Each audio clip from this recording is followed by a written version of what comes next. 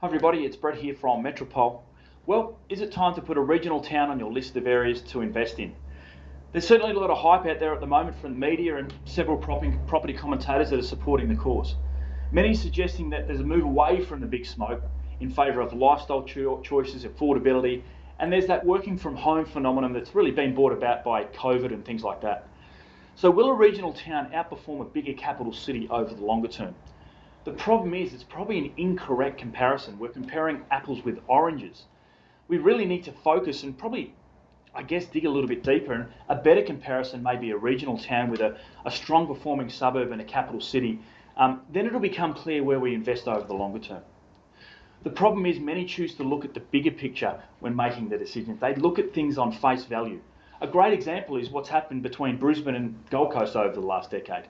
Very, very little difference in growth. Brisbane's done about 28% overall. The Gold Coast has done 22% after a disappointing decade. But if you break things down, you understand the fundamentals and you can dig a little deeper, you can find areas that have performed significantly higher. We're talking triple those amounts, particularly in the inner city, good locations in Brisbane. So we start with the fundamentals. We use a top-down approach. We're looking for supply and demand on a macro scale. Fundamentals take decades and decades to change. We're not looking for days on market, median house prices. All of that information hides what's going on below the surface. So in terms of demand, we're looking for things like population growth. Brisbane has two times the population growth on average each year compared to Gold Coast and other regional towns. So those smaller numbers and smaller areas may have a boom and a rise in people's growth, but it really skews the factors and it's not sustainable over the longer term. Whereas capital cities will always have that substantially more growth into the bigger employment hubs. That's a critical factor to understand. The next thing is, supply of land.